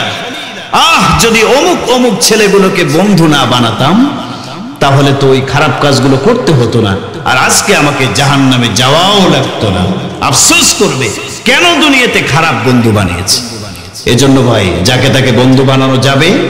আরো জোরে বলেন, যাবে? একটা উদাহরণ দেই, একজন খারাপ বন্ধু আপনাকে জাহান্নামে নিয়ে যাওয়ার জন্য যথেষ্ট। কোরআন থেকে একটা উদাহরণ আমি দেই। আয়াতের তাফসিরে মুফাসসিরিনে কেরাম চমৎকার একটি ঘটনা উল্লেখ করেছেন। রাসূল করিম সাল্লাল্লাহু আলাইহি সাল্লামের জামানায় 2 জন ব্যক্তি কাফের, প্রসিদ্ধ কাফের। উকবাহ বিন আবি মুঈত, আরেকজনের নাম উবাই বিন খালফ। এই 2 জনের মাঝে ঘনিষ্ঠ বন্ধুত্ব ছিল, একজন আরেকজনের জান প্রাণ। এরকম বন্ধু সমাজে আছে না নাই? না দেখলে আর থাকতে পারে না, এরকম বন্ধুত্ব তাদের মাঝে। 2 জনই কাফের, ইসলামের বিরোধিতা করে। খুব খেয়াল করেন, আমার দিক তাকান। একজন খারাপ বন্ধু আর এক বন্ধুকে জাহান্নামে নিয়ে যাওয়ার জন্য যথেষ্ট। একটা উদাহরণ আপনাদেরকে শোনাই। এই 2 জন বন্ধু উকবা বিন আবি মুঈত এবং উবাই বিন খালফ, এই 2 বন্ধুর মধ্যে উকবা বিন আবি মুঈত কাফের হলেও ভালো একটা গুণ তার মধ্যে ছিল। গুণটা কি? সে ব্যবসায়ী, অনেক বড় ব্যবসায়ী মানুষ, মক্কার ধনী ব্যবসায়ী। ব্যবসা করার জন্য শাম, সিরিয়া বিভিন্ন দেশে সফর করত, 6 মাস 5 মাস ব্যবসায়িক কাজ করত। যেই পরিমাণ লাভ হতো এটা নিয়ে মক্কাতে ফিরে আসার পর অনেক ভালো একটা কাজ করত। কি কাজ করত? মক্কার সম্ভ্রান্ত মানুষ যারা, ভালো ভালো মানুষ যারা, তাদেরকে দাওয়াত করে নিয়ে এসে নিজ বাসায় মেহমানদারের ব্যবস্থা করে খানার ইন্তজাম করত। সুবহানাল্লাহ। কাফের বাকি কাজটা করতো ভালো। একবার এই উকবা বিন আবি মুঈত প্রচুর পরিমাণে ব্যবসায় লাভ হলো তার। সে ফিরে এসে মক্কাতে দাওয়াত করলো সম্ভ্রান্ত মানুষকে, ভালো ভালো মানুষকে। আর মক্কাতে ভালো মানুষের মধ্যে ভালো মানুষ, সেরাদের মধ্যে সেরা একজন ছিলেন আপনার নবী, আমার নবী মুহাম্মদুর রাসূলুল্লাহ। আমার নবীর চাইতে সেরা মানুষ দুনিয়াতে কেউ আছে? আসবে কিয়ামত পর্যন্ত। এখন উকবা বিন আবি মুঈত তিনি দেখলেন মক্কার সম্ভ্রান্ত শ্রেষ্ঠ মানুষ মুহাম্মদ, তাকে দাওয়াত না করে থাকলেন এটা নিজের প্রেস্টিজের ব্যাপার, তাকেও এবার দাওয়াত করতে চাই। বাস সবার সাথে আমার নবীকেও উকবা বিন আবি মুঈত বাসায় আমন্ত্রণ জানালেন। সুবহানাল্লাহ। সবাই আসছে, ভিআইপি মেহমান, খাবারের ইন্তজাম করা হলো। উকবা বিন আবি মুঈত অনেক সুন্দর করে খাবারের ইন্তজাম করলো, দস্তরখান বিছায় দেওয়া হলো, সবাই খাবার গ্রহণ করছে। উকবা বিন আবি মুঈত তাকায় দেখলেন মুহাম্মদ খাবারের দিকে মুখ বাড়াচ্ছে না, হাত লুকমা উঠাচ্ছে না। বিষয়টা তার কাছে একটু খারাপ লেগে গেল। উকবা দৌড়ে আসলো আমার নবীর কাছে, কানে কানে বলল, হে মুহাম্মদ, আপনি কেন আমার খানা গ্রহণ করছেন না? আমার নবী মুহাম্মদুর রাসূলুল্লাহ সাল্লাল্লাহু আলাইহি সাল্লাম বললেন, উকবা বিন আবি মুঈত, আমি কিভাবে তোমার খাবার গ্রহণ করব? তোমার মধ্যে তো ঈমান নাই, আমি তোমার খাবার খাবো না। মা আনা বিআকিলি তুআমিকা হাত্তা তুশহিদা আন্নী রাসূলুল্লাহ ওয়া আন্নাহু লা ইলাহা ইল্লাল্লাহ। যতক্ষণ তুমি বলবে না, মুখে সাক্ষ্য দেবে না যে পৃথিবীর মালিক একমাত্র একজন, তিনি কে, আর আমি মুহাম্মদ আল্লাহর রাসূলের কথার সাক্ষ্য যতক্ষণ দেবে না, ঈমান যতক্ষণ আনবে না, আমি মুহাম্মদ তোমার এই দাওয়াতি খানা গ্রহণ করব না। আমার ভাইয়েরা, উকবা বিন আবি মুঈত বিপদে পড়ে গেলেন। তিনি চিন্তা করলেন, সবাই খাবার খাচ্ছে, কিন্তু দামি একজন মেহমান যদি আমার খানাটা না খায়, তাহলে আমি সকলের কাছে লাঞ্ছিত হব, অপমানিত হয়ে যাব। এই জন্য উকবা বিন আবি মুঈত রাসূলের কানে কান লাগায়া মুহূর্তের মধ্যে পড়ে ফেলল, লা ইলাহা ইল্লাল্লাহু মুহাম্মাদুর রাসূলুল্লাহ। কালিমাটা পড়ে ফেলছে। সুবহানাল্লাহ বলেন। আল্লাহর নবী এবার খুশি হয়ে তার খাবারটা গ্রহণ করলেন। সুবহানাল্লাহ। নবীজি খাবার খেয়ে ফেললেন। গোপনে গোপনে তিনি কালিমা পড়েছেন, কানে কানে, জোরে পড়েন নাই, কারণ মান সম্মানের ব্যাপার। রাসূল তো মনে করছেন সে মুমিন হয়ে গেছে, বাস তার খাবার খেয়ে রাসূলের মতো চলে গেছেন, সব মেহমানরাই চলে গেছে। ওদিকে উকবা বিন আবি মুঈতের অন্তরঙ্গ বন্ধু, নাম মনে আছে তো? উবাই বিন খালফ। কি নাম বলেন? সে শুনতে পাইছে যে কানে কানে তার বন্ধু উকবা মুহাম্মদুর রাসূলুল্লাহ ধর্ম গ্রহণ করছে, কালিমা পড়ছে। সেও তো কাফের, গরম হয়ে গেছে। আরে উকবা বিন আবি মুঈত, তুমি তো আমার বন্ধু, তুমি কিভাবে বাপ দাদার ধর্ম ত্যাগ করে তুমি মুহাম্মদের কালিমা পড়ে মুহাম্মদের ধর্ম গ্রহণ করলা? এটা কেমনে হয়? বাস উবাই বিন খালফ চলে আসছে উকবা বিন আবি মুঈতের কাছে, এসে কলার ধরে বলছে, বন্ধু বলো, তুমি সত্যিই কি মুহাম্মদুর রাসূলুল্লাহ ধর্মটা গ্রহণ করছো? উকবা বিন আবি মুঈত বলে, দোস্ত, মুহাম্মদ খানাই খাচ্ছিল, উনি খানা না খেলে আমার মান সম্মান সব ধুলোর সাথে মিশে যাবে, এই জন্য শুধু খানা খাওয়ানোর জন্য কানে কানে আমি কালিমাটা পড়ছি, মুসলমান হওয়ার জন্য পড়ি নাই। নাউজুবিল্লাহ বলে। উবাই বিন খালফ বলছে, বন্ধু, আমি এটা মানি না। তুমি যেহেতু কালিমা পড়ছো, তুমি মন থেকে পড়ছো কিনা এটা মুখের কথা আমি বিশ্বাস করব না। তুমি যদি আমার কলিজার বন্ধু হয়ে থাকো, তাহলে এই মুহূর্তে তোমাকে একটা কাজ করে দেখাতে হবে, পারবে? বলে, হ্যাঁ বন্ধু, তোমার সাথে আমার ছোটবেলার বন্ধুত্ব, তোমার কথা না মেনে কি আমি থাকতে পারি? তুমি যা বলবে আমি এই মুহূর্তে সেই কাজটি করতে পারবো। আমার ভাইয়েরা, উবাই বিন খালফ বলল, যদি সত্যি তুমি কাফের হয়ে থেকো, মুসলমান না হয়ে থেকো, তাহলে এই মুহূর্তে মুহাম্মদ রাসূলুল্লাহর সামনে যাবা, গিয়ে মুহাম্মদ রাসূলুল্লাহর চেহারা বরাবর থুথু নিক্ষেপ করে আমার সামনে আসবে। আরে জোরে বলেন না নাউজুবিল্লাহ। এই বন্ধু কি ভালো বন্ধু না খারাপ বন্ধু? যেই বন্ধু রাসূলের চেহারায় থুতু নিক্ষেপ করার পরামর্শ আরেক বন্ধুকে দেয়, এই বন্ধু কি সৎ বন্ধু না অসৎ? ভালো না খারাপ? খারাপ বন্ধু। এবার উকবা বিন আবি মুঈত অসৎ বন্ধুর মন খুশি করার জন্য রওনা হয়েছে মুহাম্মদুর রাসূলুল্লাহ সাল্লাল্লাহু আলাইহি ওয়াসাল্লামের খোঁজে। খুঁজতে খুঁজতে গিয়ে দেখলেন আল্লাহর নবী মসজিদে হারাম থেকে ইবাদত বন্দেগী শেষ করে সবেমাত্র বাইরে বের হয়েছেন। নবীজি একাকী অবস্থায় রাস্তায় হাঁটছেন। উকবা বিন আবি মুঈত আল্লাহর রাসূল সাল্লাল্লাহু আলাইহি ওয়াসাল্লামের সামনে চলে আসেন, আর দূর থেকে ওই দুষ্ট বন্ধু উবাই বিন খালদ তাকায় দেখতেছে আসলে সে থুতু নিক্ষেপ করতে পারে কিনা। উকবা বিন আবি মুঈত সোজা রাসূলের সামনে আসলো। রাসূল তো তাকে চিনে ফেলছে, কারণ একদিন আগেও তার বাসায় খাবার খেয়েছিলেন, ঠিক কি ঠিক না? চিনে ফেলছে, এবং সে তো রাসূল তো জানে, সে কালিমা পড়ছে কানে কানে। রাসূল জানেন কিনা বলেন? জানেন। নবীজি খুশি, তাকে দেখে নবীজির চেহারাটা হাস্যোজ্জ্বল হয়ে গেল। কিন্তু আমার ভাইয়েরা, উকবা বিন আবি মুঈত অসৎ বন্ধু, দুষ্ট বন্ধুকে মন খুশি করার জন্য আল্লাহ রাসূল সাল্লাল্লাহু আলাইহি ওয়াসাল্লামের সামনে এসে নবীজির নুরানি চেহারা মুবারককে লক্ষ্য করে সে অপবিত্র থুতুগুলো নিক্ষেপ করে। নাউযুবিল্লাহি মিন যালিক। রাসূল কষ্ট পেয়ে গেলেন, নবীজি মারাত্মকভাবে কষ্ট পেলেন। উকবা বিন আবি মুঈত থুতু নিক্ষেপ করলো। ইমাম যাহহাক বর্ণনায় বলেন ওই থুতুগুলোকে আল্লাহ তাআলা রাসূলের চেহারায় ফেলায় দেন নাই, ওই থুতুগুলোকে উল্টো দিকে প্রবাহিত করে উল্টো তার চেহারাতে পড়ে গেছে। থুতু নিক্ষেপ করছে সামনের দিকে, আল্লাহ ঘুরায় দিয়েছেন, ওই থুতু এসে তার চেহারা ঝাপসা করে ফেলায় দিয়েছে। সুবহানাল্লাহ বলবেন না? আল্লাহ রাসূলের চেহারায় থুতু ফেলবে, এত বড় সাহস কার?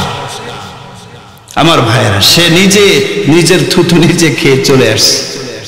আমার প্রিয় ভাইয়েরা, আল্লাহ তাআলা কোরআনের আয়াত নাজিল করেছেন, সূরাতুল ফুরকানের আয়াত আল্লাহ নাজিল করলেন। এই যে খারাপ বন্ধুকে খুশি করতে গিয়ে আল্লাহ রাসূলের চেহারায় সে থুতু নিক্ষেপ করলো, এরকম যারা খারাপ বন্ধুকে খুশি করতে গিয়ে ইসলামের বিরুদ্ধে অবস্থান নেবে, গুনার কাজ করবে, এই সমস্ত বন্ধুদের আফসোস ফুরাবে না কিয়ামতের দিন। এই লোকগুলো আফসোস করবে জাহান্নামে গিয়ে, ইয়া ওয়াইলাতা লাইতানি লাম আত্তাখিজ ফুলানান খলিলা, হায় আফসোস, দুনিয়াতে কেন আমি অমুককে বন্ধু বানালাম, আফসোস করবে। আর কোরআনে আসছে ইয়াউমা ইয়াদু যালিমু আলা ইয়াদাই, এরকম জালেম ব্যক্তিরা হাত কামড়াবে, হাত কামড়ায় কামড়ায় আঙ্গুলগুলো ছিঁড়ে ফেলবে আর আফসোস করবে অমুককে কেন বন্ধু বানালাম। ও মুমিন মুসলমান, একজন খারাপ বন্ধু জাহান্নামে নিয়ে যাওয়ার জন্য কি? আরো জোরে বলেন। আল্লাহ রাসূল সাল্লাল্লাহু আলাইহি ওয়াসাল্লাম অনেক কষ্ট পেয়েছেন। রাসূল বদদুয়া করছেন, আল্লাহ এই দুই বন্ধু উকবা বিন আবি মুঈত এবং উবাই বিন খালদ, এই দুই বন্ধুকে আপনি তরবারির দ্বারা ফয়সালা করে দেন। সুবহানাল্লাহ, তরবারির দ্বারা এদের ফয়সালা করেন। পরবর্তীতে দেখা গেছে এক বন্ধু মুসলমানদের তরবারির আঘাতে মারা গেছে বদরে, আর এক বন্ধু মারা গেছে জাহান্নামী হয়ে গেছে উহুদের প্রান্তরে। রাসূলের বদদোয়া, ঠিক কি ঠিক না? ও মুমিন মুসলমান, বলছিলাম খারাপ বন্ধুকে বন্ধু বানানো যাবে। কয় নম্বর তালিকা গেল? 4। 5 নম্বর আরেকটা তালিকা দিয়ে উল্টো দিকে আলোচনার মোড় ঘোরাতে চাই। বলেন রাজি আছেন তো? ইনশাআল্লাহ। আচ্ছা, খারাপ মানুষ কবরে টেনশন, হাসর মিজান ফুলসিরাতে আফসোস আর আফসোস, এই কপাল পোড়া মানুষের 5 নম্বর তালিকায় আল্লাহ তাআলা ঘোষণা করছেন, দুনিয়াতে এক শ্রেণীর মানুষ আছে ঈমানদারদেরকে মাইনাস করে চলে, আলেম ওলামাদেরকে মাইনাস করে চলে। আছে না নাই? জোরে বলেন আছে না নাই?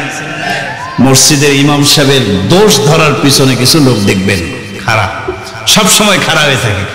ইমাম সাহেব কয় মিনিট আগে মসজিদে ঢুকলো, নামাজের কয় মিনিট আগে মুসল্লায় দাঁড়ালো, মনে হয় যে আরে চৌকিদার রাখা হয়েছে। কি বলেন, আছে না নাই? জোরে বলেন, আছে না নাই? আলেম ওলামাদেরকে দেখতে পারে না, ইমানদার মুমিন মুসলমানের বিরুদ্ধে অবস্থান নেয়, ইমানদারদেরকে মাইনাস করে চলে, আছে না নাই? এই লোকগুলো আফসোস করবে।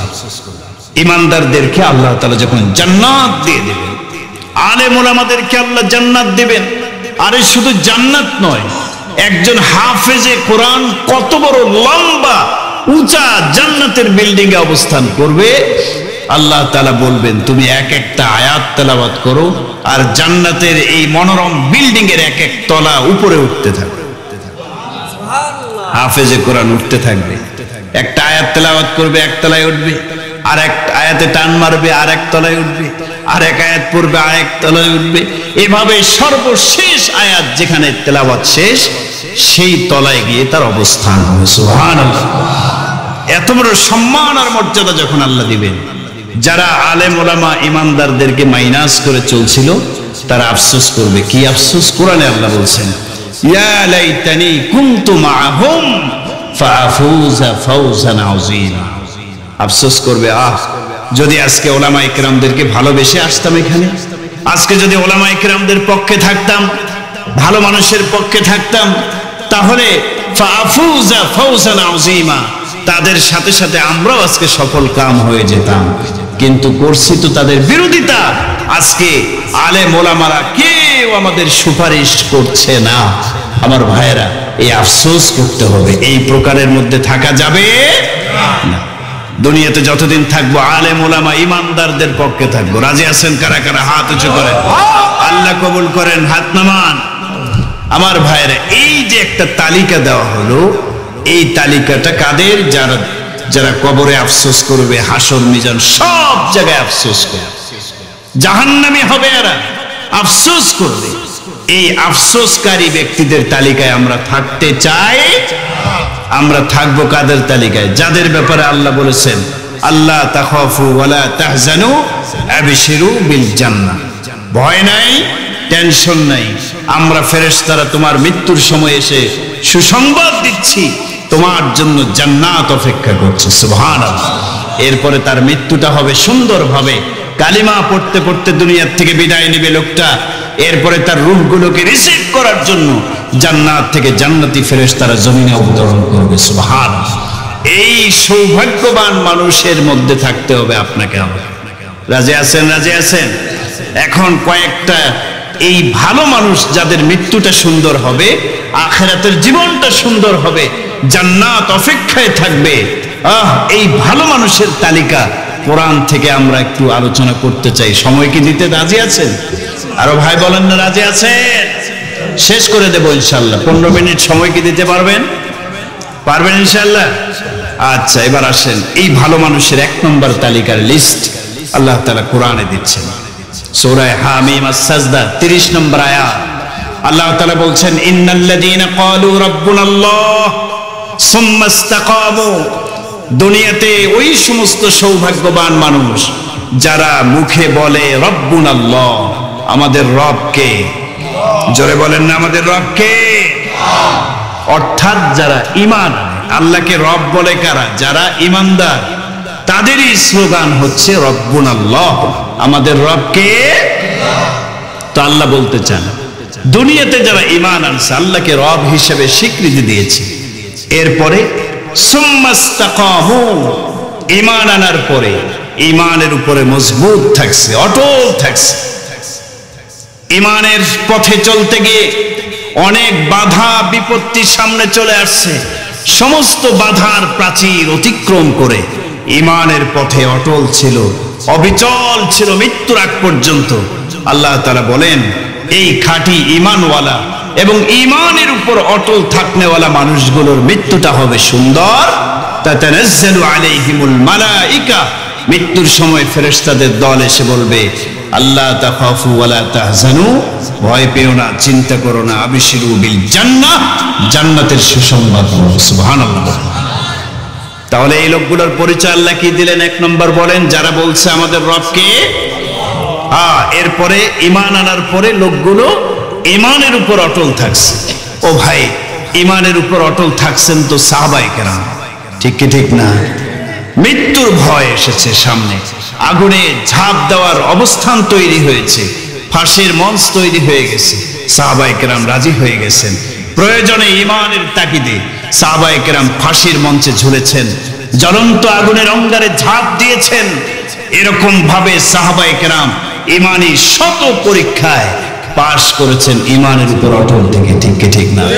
ওদিকে যাওয়ার সময় আমার নেই, শুধু একটি মাত্র কথা আপনাদের সামনে উপস্থাপন করতে চাই, না হলে আলোচনাটা অস্পষ্ট থেকে যাবে। হযরত আব্দুল্লাহ ইবনে হুযায়ফা রাদিয়াল্লাহু তাআলা আনহু ঈমানের কি পরিমাণ অগ্নি পরীক্ষা দিয়েছেন। রোম সাম্রাজ্যের ভিতরে 80 জন সাহাবীকে নিয়ে তিনি প্রবেশ করলেন। হযরত ওমর ফারুক রাদিয়াল্লাহু তাআলা আনহুর জামানায় ইসলামের দাওয়াত নিয়ে তিনি প্রবেশ করলেন রোম সাম্রাজ্যের ভিতরে। ওই সময়ে রোম সম্রাট ছিল খ্রিস্ট ধর্মের অনুসারী। তিনি শুনতে পেলেন আরব দেশ থেকে একটা জামাত এসে খ্রিস্ট ধর্মের বিরুদ্ধে ইসলামের পক্ষে দাওয়াত দেয়। তার কানে যখন সংবাদ পৌঁছে যায়, তিনি সেনাবাহিনীকে নির্দেশ দিলেন, যাও এই জামাতটাকে ধরে নিয়ে আমার রাজ দরবারে নিয়ে আসো। আব্দুল্লাহ বিন হুযায়ফা এবং তার 80 জন সাহাবীর জামাতকে গ্রেফতার করা হলো। রাজ দরবারে রোম সাম্রাজ্যের ভিতরে রাজপ্রাসাদের ভিতরে নিয়ে আসা হলো। রোম সম্রাট এভাবে রাজ সিংহাসনে বসা। আব্দুল্লাহ বিন হুযায়ফা সহ 80 জন রাসূলের সাহাবীর জীবন্ত ঈমানওয়ালা এই সাহাবীদেরকে সামনে নিয়ে আসা হয়েছে। রোম সম্রাটের প্রথম প্রশ্ন, তোমাদের নেতাকে? সবাই ইশারা করলো আব্দুল্লাহ বিন হুযায়ফাকে, তার দিকে দেখায় দেওয়া হলো যে উনি নেতা, আমাদের আমির। আব্দুল্লাহ বিন হুযায়ফা মুসলিমদের আমিরকে লক্ষ্য করে বললেন, ইয়া আব্দুল্লাহ তানাসসাদ ওয়া ইল্লা আলকাইতুকা ফিল বিকরা। হে আব্দুল্লাহ, তুমি মুসলিমদের নেতা, এখানে আমির, তুমি নাসারা হয়ে যাও, খ্রিস্টান ধর্ম গ্রহণ করো, অন্যথায় কঠিন থেকে কঠিন শাস্তি তোমাকে ভোগ করতে হবে। আমার ভাইয়েরা, আব্দুল্লাহ বিন হুযায়ফা পরিষ্কার কণ্ঠে জবাব দিলেন, এরে রোম সম্রাট, শোনো, তুমি আমাদেরকে শাস্তি দিতে পারো, দুনিয়াতে যত কষ্ট আছে সমস্ত কষ্ট আমাদেরকে দিতে পারো, কিন্তু আমরা সব কষ্ট মেনে নিতে রাজি। কিন্তু যদি বলো ঈমান ছাড়তে হবে, ইসলাম ছাড়তে হবে, খ্রিস্ট ধর্ম গ্রহণ করতে হবে, আমরা রাসূলের সাহাবী, জীবন দিতে রাজি, ঈমান ছাড়তে রাজি না। সুবহানাল্লাহ। বলিষ্ঠ কণ্ঠে বলে দিলেন, না, আমরা ঈমান হারা হতে চাই না। আব্দুল্লাহ বিন হুযায়ফা নির্দেশ দিয়ে দিলেন সেনাবাহিনীকে, মুহূর্তের মধ্যে সবাইকে ধরে জেলখানার ভিতরে আবদ্ধ করে রাখা হলো। একটা রুমের ভিতরে সবাইকে আটকায় রাখা হলো। 1 দিন, 2 দিন, 3 দিন, 7 দিন পর্যন্ত আটকায় রাখা হলো। খাবার হিসেবে যা দেওয়া হলো, মুসলমানদের জন্য খাবার জায়েজ নাই, যেটা শুকরের গোশত পেশ করা হলো খাবার হিসেবে। পানীয় হিসেবে মদ, হালাল না হারাম? হারাম। মদ দেওয়া হলো, আর খাবার হিসেবে শুকরের গোশত পেশ করা হলো। আল্লাহর নবীর সাহাবী আব্দুল্লাহ বিন হুযায়ফা সমস্ত সাহাবীদেরকে লক্ষ্য করে বললেন, এমন 2টা খাবার পরিবেশন করা হয়েছে মুসলমানদের জন্য, এটা হালাল না হারাম? আমরা এটা খেতে পারি না। রাসূলের সাহাবী আমরা মুমিন মুসলমান কখনো শুকরের গোশত খেতে পারে না, মুমিন মুসলমান চুমুক দিতে পারে না। আমার ভাইয়েরা 7 দিন পর্যন্ত না খেয়ে এভাবেই থাকলো।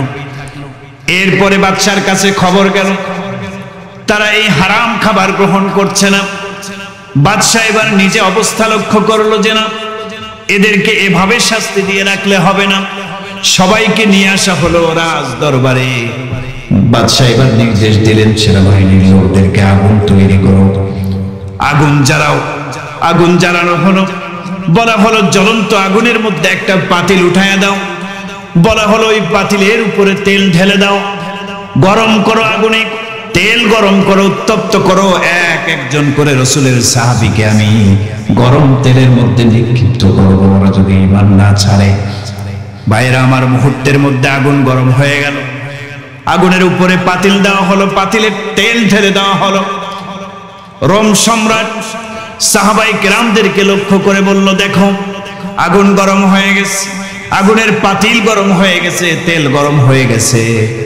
যদি ঈমান না ছাড়ো এক এক করে তোমাদেরকে এখানে ভাজা মাছের মতো তোলায় মারবো। সাহাবায়ে কেরাম রাজি হয়ে গেলেন, মরতে রাজি, ঈমান ছাড়তে রাজি না। আব্দুল্লাহ বিন হুযায়ফার চোখের সামনে দুইজন সাহাবীকে নিক্ষেপ করা হলো গরম তেলের ডেকচিতে।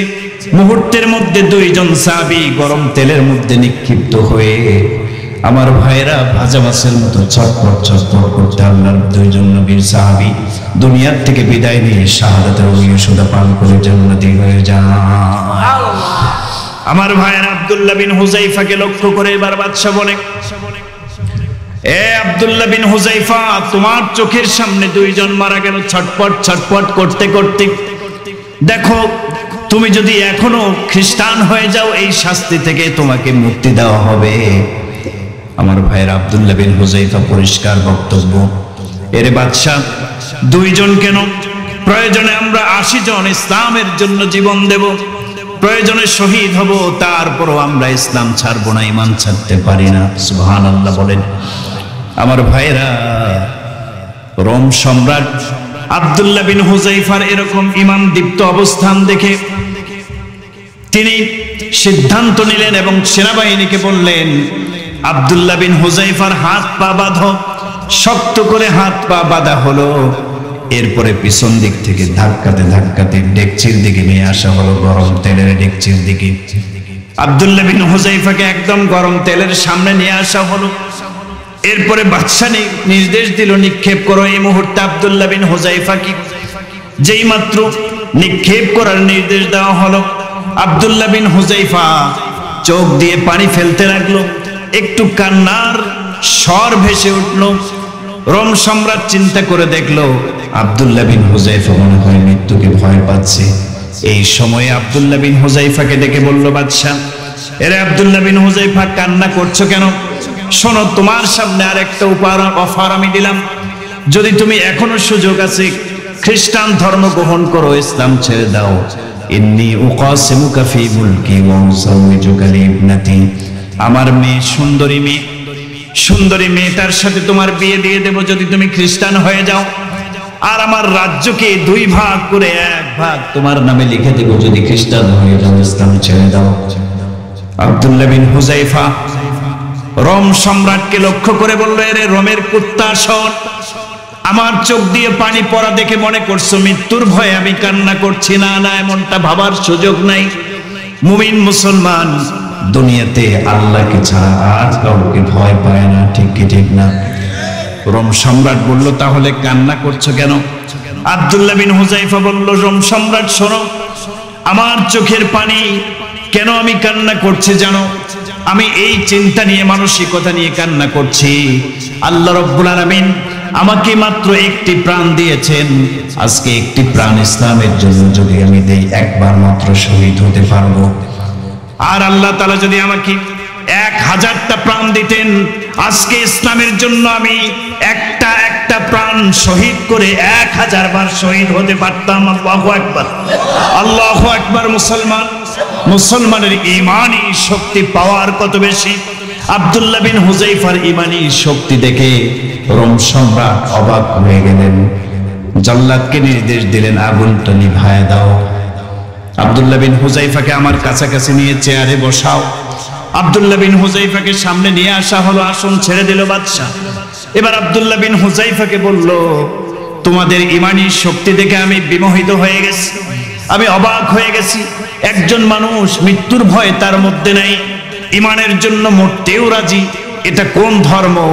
তোমাদের ধর্মের নামটা কি, পরিচয়টা কি আমাকে দাও। সুবহানাল্লাহ। আব্দুল্লাহ বিন হুযায়ফা ইসলামের সুন্দর সুদর্শন পরিচয়টাকে তিনি উল্লেখ করলেন। আল্লাহ রসুলের কথা বললেন, কোরআনের কথা বললেন, ইসলামের দাওয়াত তার সামনে পেশ করলেন। রোম সম্রাট এবার বলল, শোনো, তোমাদেরকে একটা শর্তে আমি বিদায় করে দিতে পারি, একটা শর্তে তোমাদেরকে মুক্তি দিয়ে দিতে পারি। শর্তটা হলো, আমার সারা জীবনে আব্দুল্লাহ বিন হুযায়ফারে তোমার মতো একজন বীর পুরুষ আমি কখনো কাউকে দেখি নাই, পাই নাই। তোমাকে পেয়েছি, তুমি যদি আমার কপালে একটা মাত্র চুমু এঁকে দাও, এই একটা চুমুর বিনিময় হিসেবে তোমাদের সবাইকে মুক্তি দিয়ে দেব। সুবহানাল্লাহ বলেন। আব্দুল্লাহ বিন হুযায়ফা কয় এর তো কাফের, এর কপালে আবার চুমু দেব। প্রথমে দিতে চান নাই, পরে চিন্তা করলেন প্রয়োজনে, ইসলামের প্রয়োজনে এরকম একটা চুমু দিতে কোনো আপত্তি নেই। বাস আব্দুল্লাহ বিন হুযায়ফা রোম সম্রাটের কপালে একটা চুমু এঁকে দিল।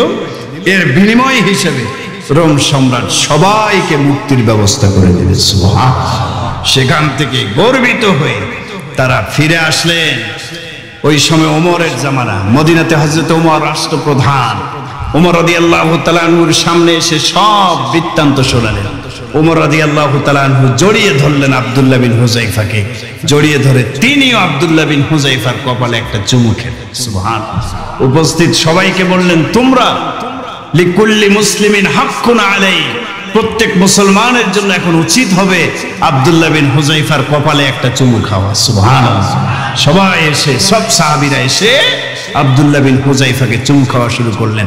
কারণ আব্দুল্লাহ বিন হুযায়ফা মৃত্যুর সামনে দাঁড়িয়েও ঈমানের পরীক্ষায় তিনি পাশ করেছেন। ঠিক কি ঠিক না? আজকে মুসলমানের সন্তানেরা আজকে ঈমানদার দাবি করি, আমাদের ঈমান হতে হবে আব্দুল্লাহ বিন হুযায়ফার ঈমানের মতো। ঠিক কি ঠিক না? যদি এই মুহূর্তে ডাক আসে ইসলামের পক্ষে, কাফের মুশরিক বেঈমানদের বিরুদ্ধে রাজপথে নামতে হবে, মুমিন মুসলমান ইসলামের জন্য কারা কারা জীবন দিতে রাজি, রাজপথে কাফনের কাফন মাথায় বেঁধে নারায়ে তাকবীর স্লোগান দিয়ে রাজপথে নামতে রাজি আছেন? দুটি হাত উঁচু করে আল্লাহকে দেখা।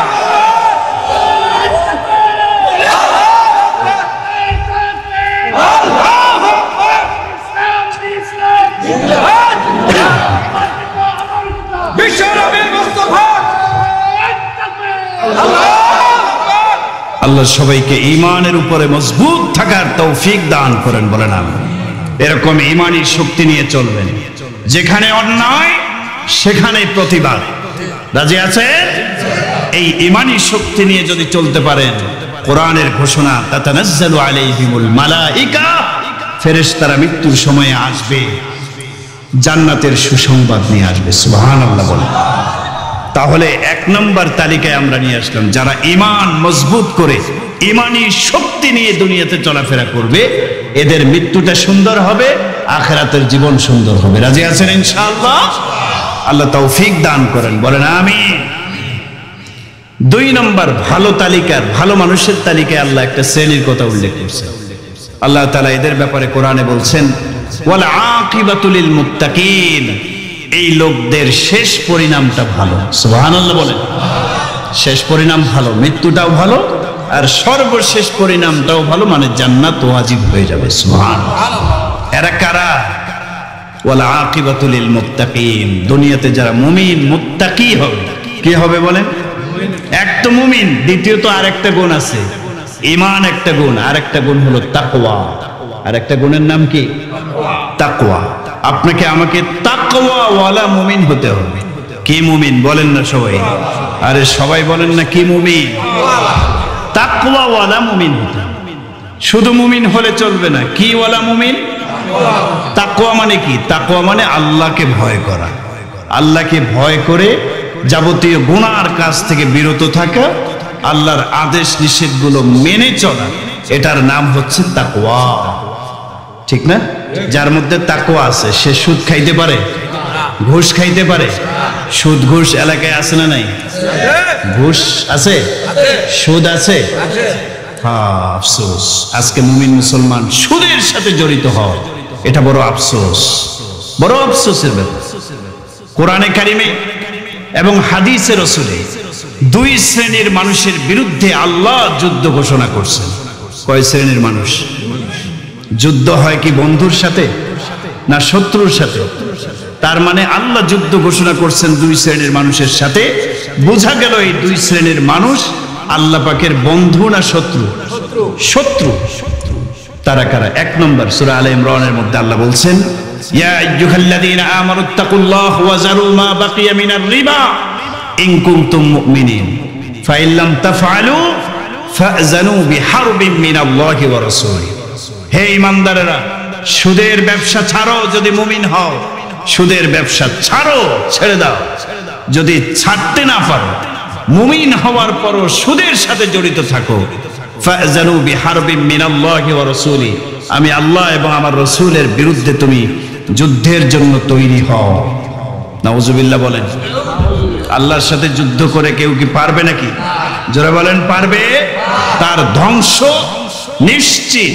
আল্লাহর সাথে যুদ্ধ করার ক্ষমতা কারো নাই, ধ্বংস নিশ্চিত। অতএব এই সুদখোর যারা সুদের ব্যবসার সাথে জড়িত থাকবে, এদেরও দুনিয়া আখিরাত ধ্বংস হয়ে যাবে, এটা নিশ্চিত। ঠিক কি ঠিক না আমার ভাইরা? সুদের ব্যবসার সাথে জড়িত থাকা যাবে, আল্লাহকে ভয় করে এটা থেকে দূরে থাকতে হবে। আজকে তো সহজ লাভের আশায় মানুষ সুদের উপরে টাকা ছাড়ে, কি বলেন ঠিক না? ও মুমিন মুসলমান, এই সম্পদ, সুদের সম্পদগুলোকে আল্লাহ তাআলা কিয়ামতের দিন আগুনে পোড়াবেন, আগুনে পোড়ায় উত্তপ্ত করবেন, গরম করবেন। এরপরে এই আগুন দিয়ে তার কপালে, মাজায়, শরীরে সেক দিবেন, তা দিবেন, গরম সেক দিবেন। এই সম্পদগুলোকে সাপ বানাবেন, এরপরে এই সাপ তাকে ছবল মারবে। আল্লাহ রাসূল মেরাজে গেলেন, অনেক আযাব গজবের নিদর্শন দেখিয়েছেন। এক জায়গায় রাসূল দেখতে পেলেন একটা নদী, এই নদীর মধ্যে কিছু মানুষ হাবুডুবু খাচ্ছে। নদীর পাড়ে, পুকুরের পাড়ে ফেরেশতারা দাঁড়ায় আছে বিশাল বড় পাথর নিয়ে। এই লোকগুলো কিনারায় আসতে চাচ্ছে, কিন্তু ফেরেশতারা বড় বড় পাথর নিক্ষেপ করে আবার তাদেরকে পুকুরের মাঝখানে নিয়ে যাচ্ছে, নদীর মাঝখানে নিয়ে যাচ্ছে। এভাবে তাদের মাথা চৌচির হয়ে যাচ্ছে, পানিগুলো সব রক্তে পরিণত হয়ে গেছে, লাল। রাসূল জিজ্ঞাসা করলেন জিবরাইল আমিনকে, এই লোকগুলো কারা? এই লোকগুলোকে এভাবে পাথর মেরে মেরে আঘাত করে রক্তাক্ত করা হচ্ছে কেন? জিবরাইল আমিন বললেন, এরা দুনিয়ার ওই সমস্ত নিকৃষ্টতম মানুষ, যারা মানুষ হয়ে দুনিয়াতে মানুষের রক্ত খেয়েছিল। যারা সুদ খায়, তারা সুদ খায় না, তারা মানুষ হয়ে মানুষের রক্ত খায়। ঠিক কি ঠিক না ভাই? ও মুমিন মুসলমান, এই সুদখোরদেরকে এভাবে কিয়ামত পর্যন্ত শাস্তি দেওয়া হবে। আল্লাহ তাআলা আমাদের হেফাজত করেন, বলেন আমিন। তাহলে সুদ, ঘুষ, অনৈতিক কোনো অবস্থানের সাথে নিজেকে সম্পৃক্ত রাখা যাবে। আল্লাহকে ভয় করে সব অন্যায়ের পথ ছাড়তে হবে, ইমানের পথ ধরতে হবে, নামাজ রোজা সঠিকভাবে পালন করতে হবে। তাহলে আপনি আমি মুত্তাকি হয়ে যাব। যদি মুত্তাকি হতে পারি, আল্লাহ বলেছেন ওয়ালা আকিবাতুল লিল মুত্তাকিন, মুত্তাকিদের শেষ পরিণাম ভালো, মৃত্যুটা ভালো হবে, ঈমানের সাথে মৃত্যু হবে। মৃত্যুর সময় ফেরেশতারা এসে জান্নাতের সুসংবাদ দিবে। সুবহানাল্লাহ। তাহলে এই আয়াত থেকে আমরা দ্বিতীয় একটা শ্রেণী তালিকা পেলাম। ঈমানদারের পাশাপাশি আমাদেরকে কি হতে হবে? মুত্তাকি হতে হবে। আল্লাহ সবাইকে মুত্তাকি হিসেবে কবুল করেন, বলেন আমিন। নাম্বার 3 আরেকটা শ্রেণী তালিকায় নিয়ে আসেন, জান্নাত সহজে লাভ করার জন্য এই তালিকাটার খুবই প্রয়োজন। আমার ভাইয়েরা, অনেক সময় আমরা তো নিয়ত করি যে তাকওয়া পরহেজগারিতার জীবন যাপন করব, গুনাহ করব না, এরকম নিয়ত করি। কিন্তু শয়তান মাঝে মাঝে আমাদেরকে গুনার কাজে লিপ্ত করায়। যদি কখনো গুনাহ হয়ে যায়, কোরআনে আল্লাহ আরেক শ্রেণীর মানুষের একটা তালিকা পেশ করেছেন। গুনাহ হওয়ার পরে এরা লজ্জিত হয়, অনুতপ্ত হয়, আল্লাহর কাছে মাপ চায়, তওবা করে, ইস্তেগফার করে। এই ইস্তেগফার করনেওয়ালাদের দাম আল্লাহর কাছে অনেক বেশি। সুবহানাল্লাহ। যারা গুনাহ করার পরে তওবা করে আল্লাহর কাছে ফিরে আসে, এই লোকগুলোর ব্যাপারে আল্লাহ বলেন, আসা রাব্বুকুম আন ইউকাফফিরা আনকুম সাইয়্যাতিকুম ওয়া ইউদখিলুকুম জান্নাত। সুবহানাল্লাহ বলেন। এই গুনাহ থেকে তওবাকারী ব্যক্তিদেরকে আল্লাহ মাফ করে দেন এবং এদেরকে আল্লাহ জান্নাতে প্রবেশ করিয়ে দেন। সুবহানাল্লাহ। তাহলে গুনাহ করার পরে আমাদেরকে কি করতে হবে বলেন?